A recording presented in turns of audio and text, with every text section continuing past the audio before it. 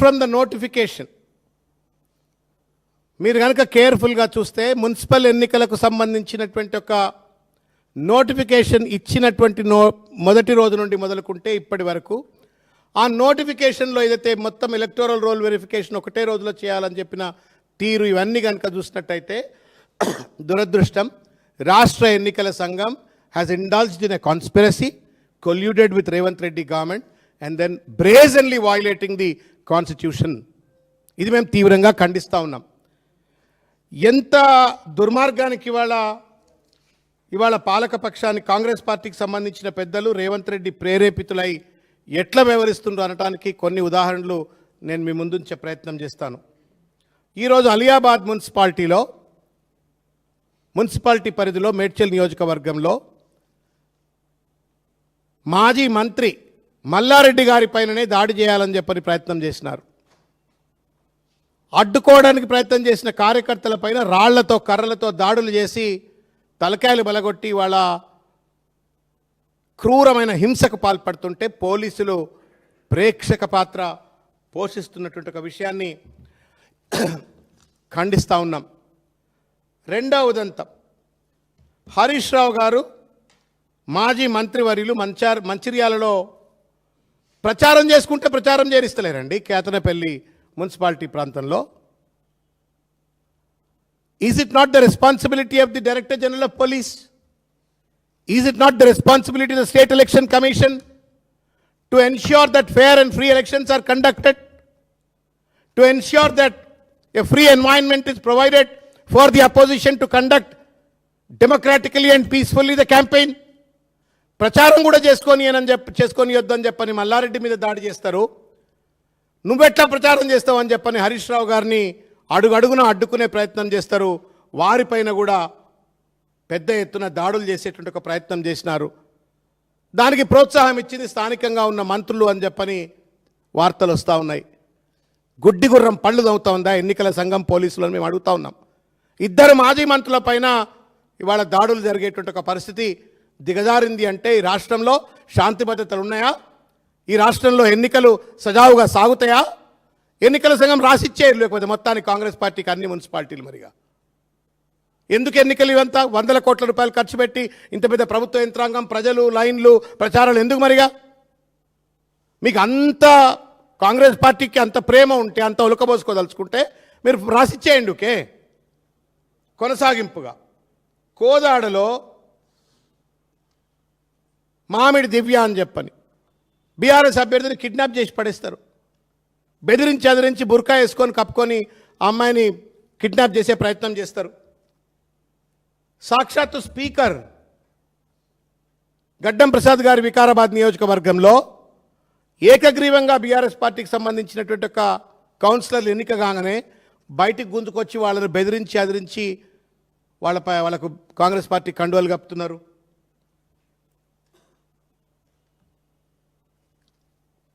ఇవాళ జూబ్లీహిల్స్లో కూడా అటువంటిది జరిగినట్టుగానే వార్తలు వస్తూ ఉన్నాయి. ఎక్కడికక్కడ ఇవాళ ప్రజాస్వామ్యం మీద ప్రజలపైన విశ్వాసం కోల్పోయి పోలీసులను తాబేదారులుగా మార్చుకొని రౌడీగాళ్లను అడ్డం పెట్టుకొని ఇవాళ ఈ మున్సిపల్ ఎన్నికలన్నీ కూడా భ్రష్టు పట్టించాలనే ప్రయత్నం చేస్తూ ఉన్నారు.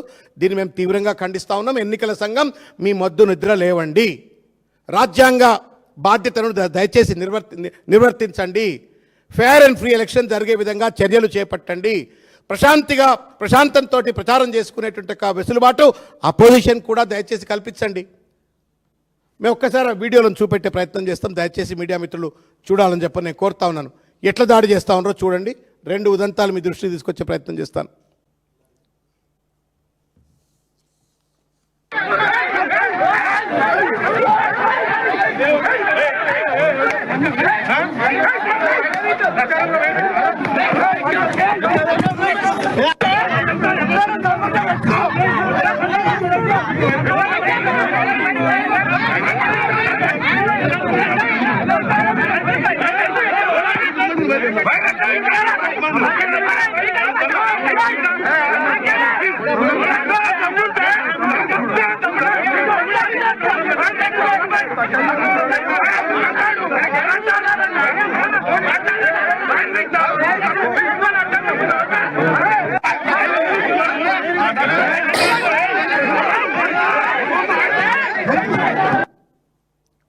ఇంకోటి.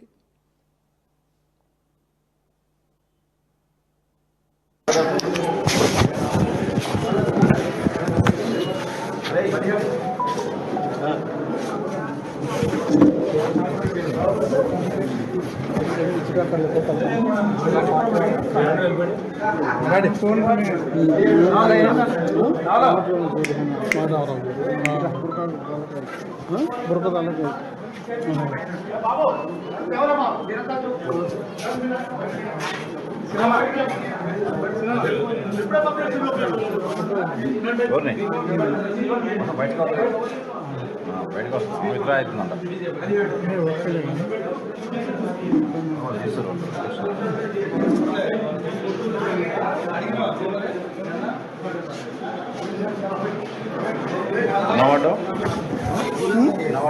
అది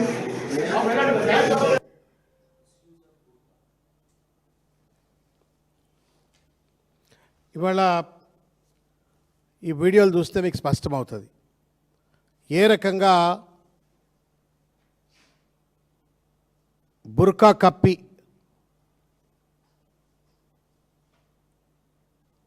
బీఆర్ఎస్ ఇనానిమస్ అభ్యర్థిగా ఎంపికైనటువంటి వాళ్లను బెదిరించి అదిరించి ఏ రకంగా పార్టీలో కండువలు కప్పుతా ఉన్నారో ఇవాళ కాంగ్రెస్ పార్టీ పెద్దలు ప్రసాద్ గారు వికారాబాద్లో ఏ రకంగా చేస్తూ ఉన్నారో కంచె చేరమేసినట్టుగా స్పష్టంగా ఇది కనబడుతుంది. ఇది ఈ రకంగా ఉంటే రాష్ట్ర ముఖ్యమంత్రి ఎలకతోలు ఎంత రుద్దినా నలుపు నలుపే కానీ తెలుపు కాదన్నట్టుగా హార్వర్డ్ యూనివర్సిటీకి పోయి కూడా బూత్ భాష మరవకుండా ఇవాళ ఇష్టం వచ్చినట్టుగా బూత్ భాషలకు పాల్పడుతూ ఒక రౌడీ భాష గుండా భాష ఇవాళ ముఖ్యమంత్రి గారు మాట్లాడబట్టే ఇవాళ మల్లారెడ్డి గారిపై దాడి జరిగిన కోదాడలో వెచ్చలవిడిగా బెదిరింపులకు అదిరింపులు పాల్పడ్డా తెలంగాణ వ్యాప్తంగా బీఆర్ఎస్ పార్టీ కార్యకర్తలపైన ఎన్నికల ప్రచారం పైన ఇవాళ పోలీసులు రౌడీలు కలిసి దాడులు చేసినా దానికి కారణం కేవలం ముఖ్యమంత్రి రేవంత్ రెడ్డి గారు ఆయన భాష మాత్రమే. నిన్న మీరు మిర్యాలగూడలో చూసిండ్రు. మిర్యాలగూడలో మాట్లాడుతూ భాస్కర్ రావు గారిని వీపు చింతపండు చేస్తాం అంటాడు. వీపు చింతపండు చేస్తాం, తొక్కుతాం, చీరుతాం. ఈ చీరుతాం తొక్కుతాం ఈ భాష అంతా రౌడీ భాష. ఇది నాట్ ఎ సివిలైజ్డ్ లాంగ్వేజ్. ఒక ముఖ్యమంత్రి హోదాలో ఉండి అట్లా మాట్లాడినప్పుడు మరి ఎన్నికల సంఘం కనీసం నీ భాష మార్చుకోవయా? You are intimidating the people, particularly when the model code of conduct అమల్లో ఉన్నప్పుడు అడ్డమైన భాష ముఖ్యమంత్రి మాట్లాడినట్టయితే, బెదిరింపుల భాషే ముఖ్యమంత్రి మాట్లాడినట్టయితే యథారాజా తదా ప్రజా అని చెప్పని కింద ఉన్నట్టుగా కార్యకర్తలు కూడా ప్రేరేపితులైపోయి హింసకు పాల్పడే ప్రమాదం ఉందని చెప్పని హెచ్చరించదా ఎన్నికల కమిషన్? దేశంలో ఏ ఎన్నికల సంఘం లేదా? రాష్ట్ర ఎన్నికల సంఘం లేదా? When a chief minister talks brazen, violent language, ఎన్నికల కమిషన్ ఎందుకు మోడల్ కోడ్ ఆఫ్ కండక్ట్ ఉల్లంఘన అవుతుందని చెప్పని ఎందుకు మాట్లాడరు? అతి తెలివంతా రేవంత్ రెడ్డి సొత్తే అన్నట్టుగా, ఈ ప్రభుత్వం సొత్తైంది అన్నట్టుగా సర్పంచ్ ఎన్నికలప్పుడు గ్రామాల్లో ఎన్నికలు ఉంటే పక్కనున్న టౌన్లలో మీటింగ్ పెట్టిండు. ఇప్పుడు ఇలా మున్సిపల్ ఎన్నికలు అవుతుంటే పక్కనున్న గ్రామాల్లో మీటింగ్ పెడుతుండు, బండ బూతులు మాట్లాడుతున్నాడు, బెదిరిస్తుండు, అదిరిస్తున్నాడు, రౌడీ భాష వినియోగిస్తుంటే ఎన్నికల సంఘం కనీసం ఒక నోటీస్, ఒక తాకీదు, ఒక కాషన్, నువ్వు ఈ భాష విత్డ్రా చేసుకో, ఇటువంటి భాష మాట్లాడొద్దు, దీనివల్ల శాంతియుత వాతావరణానికి విఘ్నం కలిగి ఎన్నికలు ఫేర్ అండ్ ఫ్రీగా జరగవని చెప్పని చెప్పే కనీస నైతిక బాధ్యత లేదా ఈ ఎన్నికల సంఘానికి అని చెప్పని మేము అడుగుతా ఉన్నాం. మామూలు చిన్న చిన్న కార్యకర్తలు ఏదో సోషల్ మీడియాలో పోస్టింగ్లు పెడితే తిడితే తీసుకుపోయి కొట్టే పోలీసులు, అడ్డమైన కేసులు పెట్టే పోలీసులు, రేవంత్ రెడ్డి గారు ఇంత పెద్ద ఎత్తున అడ్డమైనటువంటి ఒక బూతులకు బెదిరింపులకు పాల్పడుతుంటే మల్లారెడ్డి గారు లాంటి మాజీ మంత్రి పైన దాడులకు పాల్పడతా ఉంటే, హరీష్ రావు గారు లాంటి ఒక సీనియర్ నాయకుడి ప్రచారాన్ని విచ్చలవిడిగా ఎక్కడికక్కడ అడ్డుకుంటుంటే గుడ్డిగుర్రం పళ్ళు అవుతుందా ఈ పోలీసులు, ఎన్నికల సంఘం? మీరు రాజ్యాంగానికి రక్షకులా, రేవంత్ రెడ్డికి రక్షకులా? మీరు you have to decide first whether you are the protectors of the constitution or the protectors of only Revanth Reddy. మీ జీతాలు ఇచ్చేది రేవంత్ రెడ్డి గారు కాదు, మీ జీతాలు ఇచ్చేది మేము, మీరు, మనం అందరం. ప్రజలు ఇస్తారు జీతాలు. మీకు వచ్చే జీతాలు ప్రజల యొక్క రక్తం నుండి వచ్చేటు ట్యాక్స్ పే నుండి వచ్చినట్టు జీతాలు అవి. ప్రజలకు బాధ్యులుగా ఉండాలా, చట్టానికి రాజ్యాంగానికి బాధ్యులు ఉంటాయి, మేము రేవంత్ రెడ్డికి బాధ్యత వహిస్తాం, రేవంత్ రెడ్డి తరఫ్దారు చేస్తామని చెప్పని ఒక రౌడీ రాజ్యాన్ని, రౌడీ ఎన్నికలు ఇవాళ తెలంగాణలో కొనసాగుతూ ఉన్నాయి. దీన్ని దయచేసి మేము పోలీసులకు చేతులెత్తి నమస్కారం చేసి విజ్ఞప్తి చేస్తూ ఉన్నాం.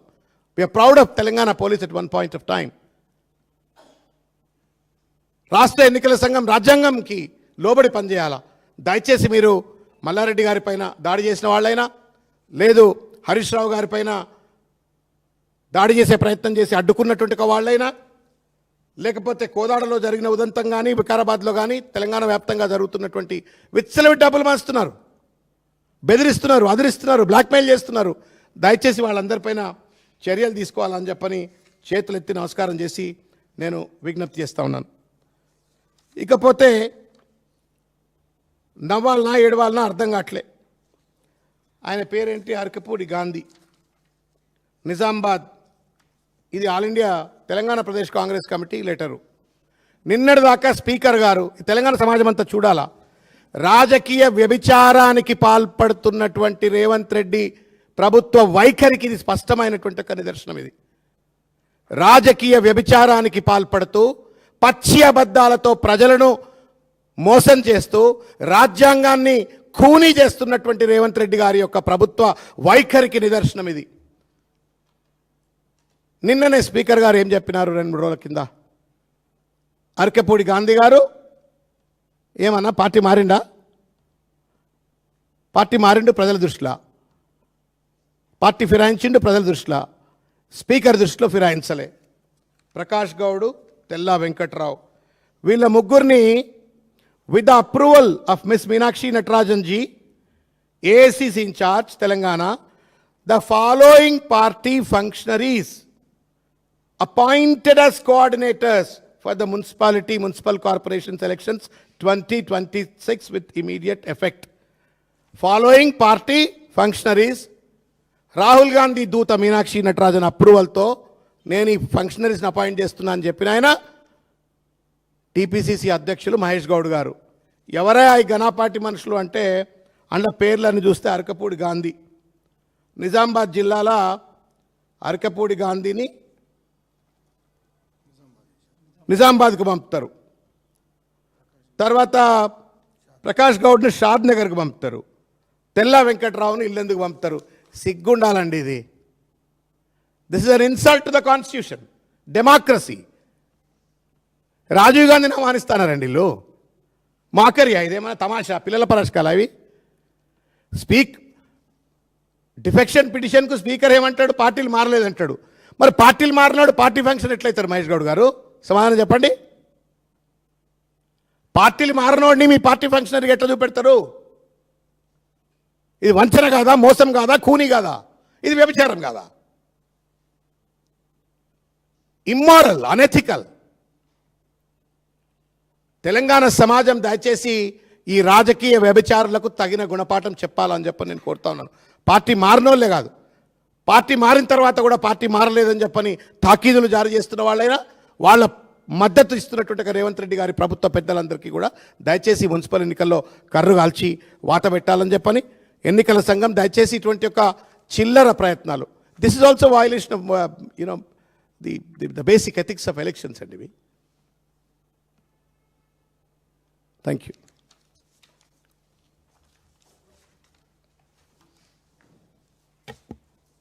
ఓకేనా?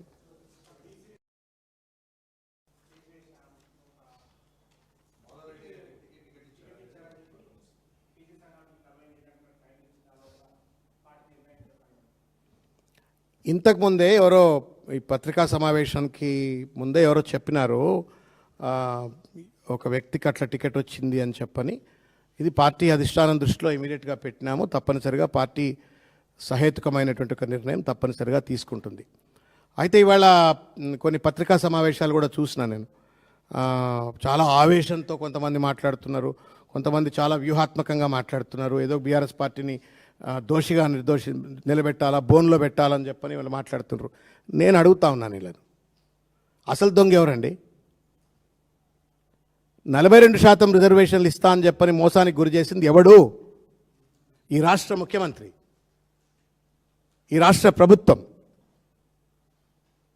42% రిజర్వేషన్ ఇస్తా అని చెప్పని 2 సంవత్సరాలు ఊరించి 200 కోట్ల రూపాయలు ఖర్చు పెట్టి 2 కోట్ల మంది జనాభాకు సంబంధించిన ఒక అంశం పైన బిల్లులపైన బిల్లులు, అసెంబ్లీ సమావేశాలపైన సమావేశాలు, ఆర్డినెన్స్లపైన ఆర్డినెన్స్లు, జంతర్ మంతర్లో డ్రామాలు అన్నీ చేసి దొడ్డిదారిన దొంగ జీవోలు పట్టుకొచ్చి కోర్టులో కనీసం కొట్లాడకుండా ఆ జీవోలను కాపాడకుండా 42% రిజర్వేషన్ ఇవ్వకుండా మోసం చేసింది రేవంత్ రెడ్డి. మీరు అసలోని వదిలిపెట్టి కొసరోని గురించి దయచేసి మాట్లాడకండి. నవ్వుతారు, మీకుండే రాజకీయ ప్రాబల్యము విఘ్నత అవి కూడా నవ్వుతారు. మాధవరెడ్డి ముచ్చట టీఆర్ఎస్ పార్టీ చూసుకుంటుంది, ఎట్టి పరిస్థితుల్లో ఏం చేయాలి ఎట్లా చేయాలని చెప్పని.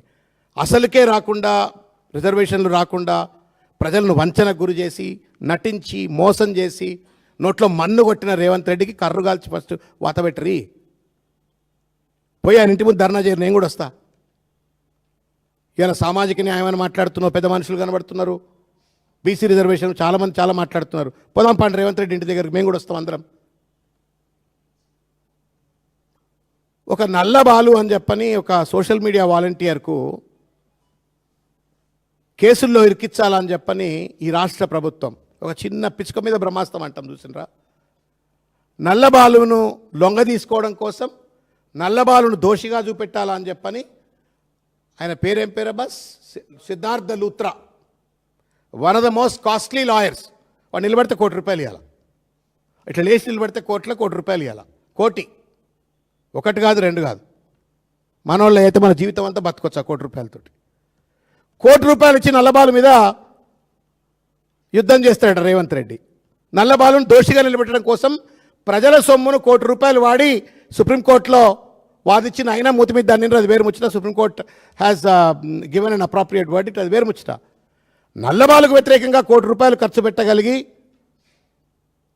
కుట్ర చేసినటువంటి ఒక రేవంత్ రెడ్డి ప్రభుత్వం 42% రిజర్వేషన్ల కోసం ఎందుకు పెద్ద అడ్వకేట్లను పెట్టలేదండి హైకోర్టులో? గది అడగాలండి. జీవో 9 కదా, జీవో 9ను కాపాడడం కోసం హైకోర్టులో రేవంత్ రెడ్డి నల్లబాలు మీద చూపెట్టిన ఉత్సాహం 42% రిజర్వేషన్ల గురించి ఎందుకు చూపెట్టాలి? అది అడుగురి. అది వదిలిపెట్టిగా మాధవరెడ్డి టికెట్ గురించి రేవంత్ రెడ్డిని మెప్పియడం కోసం దయచేసి మీరు మాట్లాడకండి. పోదామంటే పోదాం, రేవంత్ రెడ్డి దగ్గర పోదాం.